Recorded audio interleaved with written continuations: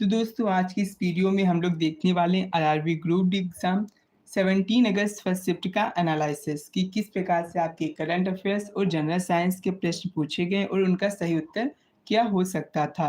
तो ज़्यादा से ज़्यादा वीडियो को आप लोग लाइक शेयर कर दीजिए और जो लोग आए हैं नए चैनल पर वो चैनल को सब्सक्राइब कर लें। और जिनका आने वाले शिफ्ट में एग्ज़ाम है उनके लिए वीडियो बहुत ही महत्वपूर्ण रहने वाली है, क्योंकि आरआरबी कुछ क्वेश्चन को क्या कर रहा है, रिपीट कर रहा है। तो शुरू करते हैं वीडियो बिना किसी देरी के। तो आपका जो पहला प्रश्न है वो कुछ इस प्रकार से बताना है आपको कि हमारे रक्त में ऑक्सीजन सबसे अधिक किस रूप में पाई जाती है। In what form is oxygen found in the greatest amount in our blood? Plasma, oxy haemoglobin, carboxy haemoglobin या फिर हीमोसिडेरिन? तो अगर हम बात करें हमारे रक्त में ऑक्सीजन जो सबसे अधिक आपकी किस रूप में पाई जाती है, तो दोस्तों वो पाई जाती है ऑक्सी हीमोग्लोबिन के फॉर्म में। अगर बात करें ब्लड की, तो ब्लड में ही आपकी आरबीसी पाई जाती है, डब्ल्यूबीसी पाई जाती है, प्लेटलेट्स पाया जाता है। अगर हम बात करें यहाँ पे इनके जीवन काल की, तो आरबीसी की 120 दिन होता है जीवन काल इनका, 2 वीक मतलब 1 से 2 वीक के बीच में होता है। प्लेटलेट्स का 3 टू आपका 5 डेज के बीच में देखने को मिलता है। अगर हम बात करें डब्ल्यूबीसी का काम क्या होता है, तो ये आपकी क्या करते हैं, प्रतिरक्षा के लिए आपके जाने जाते हैं। अगर बात करें प्लेटलेट्स, तो ये आपके रक्त की थक्का जमाने के लिए काम में आते हैं। तो ये एडिशनल जो आपको जानकारी है ये भी आपको पता होना चाहिए। नेक्स्ट आपका अगला प्रश्न है, who on the Australian open 2026 men's single title? बताना है 2026 ऑस्ट्रेलियन ओपन पुरुष एकल का खिताब किसने जीता है? चलिए बताइए। आपके ऑप्शन है नोवाक जोकोविच, Jannik Sinner, Carlos Alcaraz, Alexander Zverev. तो अगर हम यहाँ पे बात करें ऑस्ट्रेलियन ओपन 2026 की, तो यहाँ से आपका प्रश्न आज की शिफ्ट में पूछा गया। तो दोस्तों जो आपका ऑस्ट्रेलियन ओपन 2026 है, इसको किसने जीता है? कार्लोस अल्कराज ने जीता है। अगर बात करें कार्लोस अल्कराज से आरबी ने किस किस तरह से प्रश्न पूछा है, तो वो भी आपको पता होना चाहिए। इनसे ये भी प्रश्न बना है कि सबसे कम उम्र में सभी ग्रैंड स्लैम जीतने वाले खिलाड़ी कौन बने हैं, तो वो बने हैं कार्लोस अल्कराज। यहाँ से एक प्रश्न और बना, जो लॉरियस स्पोर्ट्समैनशिप अवार्ड है आपका 2026, वो किस प्लेयर को मिला है? तो कार्लोस अल्कराज टेनिस प्लेयर हैं। अगर बात की जाए महिला में किसको मिला है, तो आर्यन सबलिंका को मिला है। यहाँ से भी प्रश्न आपको देखने को मिला। अब एक चीज ये भी याद रखना है कि जो कार्लोस अल्कराज जी हैं, इन्होंने किसको हराया है? इन्होंने नोवाक जोकोविच को हराया है आपका किसमें? फाइनल में। ठीक है, तो ये आपको पता होना चाहिए जो ये प्रश्न बना था। नेक्स्ट आपका अगला प्रश्न जाने से पहले ये आपको याद रखना है कि जो आपका ऑस्ट्रेलियन ओपन है उसमें महिला एकल का खिताब किसने जीता है? एलेना रिबाकिना ने भी जीता है, ये भी आपको पता होना चाहिए। नेक्स्ट आपका अगला प्रश्न पूछा गया, what was India's rank in the climate change performance index? जलवायु परिवर्तन सूचकांक में भारत की रैंक क्या थी? यह प्रश्न आज की शिफ्ट में देखने को मिला है। तो चलिए बताइए, 20वीं, 21वीं, 23वीं या 25वीं? तो अगर बात करें जलवायु परिवर्तन प्रदर्शन सूचकांक में जो भारत की 2026 में रैंक रही है, वो आप लोग कमेंट कर दीजिए। देखता हूँ आप लोगों की कितनी तैयारी चल रही फटाफट से। तो यहाँ पे फटाफट से आप लोग कमेंट कीजिए कितनी रैंक रही है। तो दोस्तों आपकी जो इंडिया की रैंक रही है वो 23 रैंक रही आपकी 2026 में। आपको एक चीज और याद रखना है, 2025 में कितनी थी ये भी आपको याद रखना है। तो 2025 में आपकी 10th रैंक रही है, मतलब इस बार आपकी क्या हुई, रैंक गिर गई है। ठीक है, नेक्स्ट आपका अगला प्रश्न क्या है? आपका अगला प्रश्न है, who is the current chief minister of Tamil Nadu in 2026? ये प्रश्न लगभग हर शिफ्ट में पूछा जा रहा है और इस शिफ्ट में आज के दिन थर्ड फेज के एग्जाम में भी पूछा गया। आपका पहला आपका जो ऑप्शन था वो एमके स्टालिन, एडापड्डी पलानीस्वामी, सी जोसेफ विजय। फिर बता दीजिए आप लोग कौन थे? तो सी जोसेफ विजय क्या बने हैं? तमिलनाडु के वर्तमान में मुख्यमंत्री बने हैं। इनकी पार्टी का क्या नाम है? इनकी पार्टी का नाम है टीवीके, मतलब तमिलगा वेत्री कजगम। ठीक है, अब एक चीज और आपको याद रखना है कि वेस्ट बंगाल में कौन सी पार्टी फर्स्ट टाइम बनी है, तो वो बीजेपी बनी है। वेस्ट बंगाल के सीएम कौन है? शुभेंदु अधिकारी जी हैं, ये भी आपको पता होना चाहिए। और एक चीज ये भी याद रखना है कि वेस्ट बंगाल की जो विधानसभा अध्यक्ष है वो कौन है, वो आप लोग कमेंट कीजिए क्योंकि वहां से भी आपका प्रश्न बना है। नेक्स्ट आपका अगला प्रश्न है, जब प्रकाश कम अपवर्तनांक वाले माध्यम से अधिक अपवर्तनांक वाले माध्यम में जाती है तो वह किस प्रकार मुड़ती है? यह प्रश्न आपका पूछा गया आज की शिफ्ट में। When light travels from a medium of a lower refractive index to a medium of higher refractive index, how does it bend? Away from the normal, अवलंब से दूर हट जाती हैं, toward the normal, अवलंब की ओर झुक जाती हैं, या फिर it does not bend, या फिर ये मुड़ती ही नहीं है, या फिर पूर्णतः परिवर्तित हो जाती है। तो अगर हम बात करें जब आपकी प्रकाश की किरण जैसे आपकी क्या है, ये आपकी क्या हो गई है, आपका विरल माध्यम हो गया, ठीक है? मतलब कम अपवर्तनांक वाला। ये आपका हो गया सघन माध्यम, मतलब अधिक अपवर्तनांक वाला। जब ये प्रकाश की किरण ऐसे जाएगी, तो ये क्या हो जाएगी, अभिलंब की ओर क्या हो जाएगी, झुक जाएगी, ठीक है? तो इसका राइट आंसर क्या हो जाता है, अभिलंब की ओर झुक जाती है। इसका जस्ट अपोजिट केस होता है, जब आपकी प्रकाश की किरण सघन माध्यम से विरल माध्यम में जाती है, तो क्या हो जाता है, वो अभिलंब से दूर हट जाती है। तो इस केस में ये अभिलंब हो जाएगा, तो इससे क्या हो जाएगी, दूर हट जाएगी, ठीक है? नेक्स्ट आपका अगला प्रश्न था आपका, अ coin placed at the bottom of a water field container appears raised when viewed from above, which phenomena is responsible?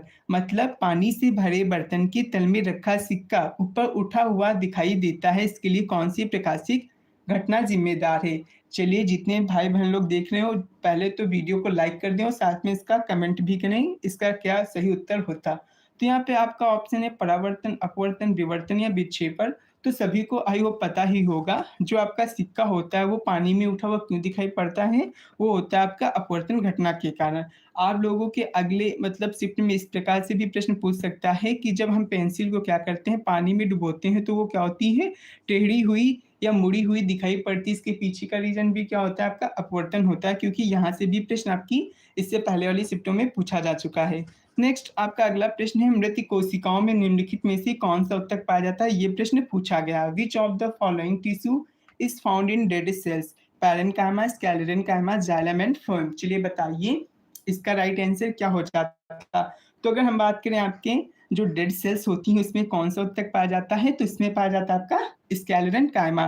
तो इसका राइट आंसर हो जाता है आपका ऑप्शन बी। अब यहाँ पे अगर हम बात करें पैरेन्काइमा किस लिए जाना जाता है, तो फूड को स्टोर करता है। क्या करता है, जो पैरेन्काइमा उत्तक होता है वो फूड को स्टोर करता है। जाइलम क्या करता है, जल को ट्रांसपोर्ट करता है, मतलब जल का परिवहन करता है, या खनिज लवण का क्या करता है, परिवहन करता है। फ्लोएम क्या करता है, भोजन का परिवहन करता है। जाइलम और फ्लोएम क्या होते हैं, जटिल उत्तक होते हैं। पैरेन्काइमा, स्केलेरेन्काइमा क्या होते हैं, ये सभी आपके सरल उत्तक होते हैं, ये आपको पता होना चाहिए। नेक्स्ट आपका अगला प्रश्न है, यदि पानी में ऑक्सीजन का स्तर कम हो जाए तो क्या प्रभाव पड़ेगा? What happens if the oxygen level in water decreases? मछलियां तेजी से बढ़ेंगी, मछलियां मरने लगेंगी, पानी का तापमान बढ़ जाएगा, या फिर मछलियां अधिक ऑक्सीजन बनाएंगी? तो ये प्रश्न था, जिससे आपका तालाब हो गया, समुद्र हो गया, उसमें अगर जो आपकी ऑक्सीजन है, ठीक है, उसका लेवल क्या हो रहा है, डाउन हो रहा है, तो इससे आपके क्या इफेक्ट पड़ेगा? तो सभी को पता होगा, जब ऑक्सीजन लेवल घटेगा तो क्या होने लगेंगी, जो मछलियां हैं वो आपकी मरने लगेंगी, ठीक है। नेक्स्ट आपका अगला प्रश्न क्या था? आपका अगला प्रश्न पूछा गया फ्लेमिंग के बाएं हाथ के नियम से। इसमें बताना था जो तर्जनी होती है, फोर फिंगर होती है, वो क्या बताती है, ये प्रश्न पूछा गया। According to the Fleming's left hand rule, what does the forefinger indicate? आपके ऑप्शन थे डायरेक्शन ऑफ करंट, धारा की दिशा, डायरेक्शन ऑफ मैग्नेटिक फील्ड, चुंबकीय क्षेत्र की दिशा, या फिर डायरेक्शन ऑफ फोर्स मोशन, बल गति की दिशा, या फिर डायरेक्शन ऑफ रेजिस्टेंस। तो सभी को आई होप पता होगा, जो आपकी फोर फिंगर होती है वो आपके बाएं हाथ का नियम हो या फिर दाएं हाथ का नियम हो, दोनों ही कंडीशन में आपकी क्या शो करती है, डायरेक्शन ऑफ मैग्नेटिक फील्ड। ये सबसे इजी क्वेश्चन हो गया। अगर आपको बाएं भी नहीं पता है, दाएं भी नहीं पता है, दोनों भी ये सेम कंडीशन होती है, ठीक है। तो इसका राइट आंसर आपका क्या हो जाता, आपकी चुंबकीय क्षेत्र की दिशा। ये आपके देख सकते हैं, ये आपके हैं क्या, फ्लेमिंग के बाएं हाथ और दाएं हाथ के नियम।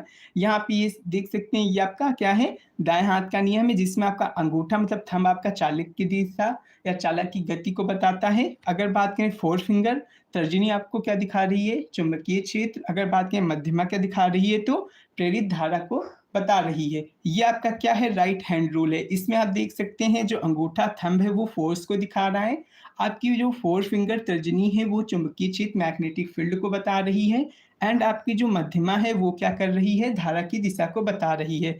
अगर यहाँ से एक बात और बताएं, तो आपको ये भी याद रखना है कि जो आपका बाएं हाथ का नियम है वो किस काम में आता है और दाएं हाथ का नियम किस काम में आता है।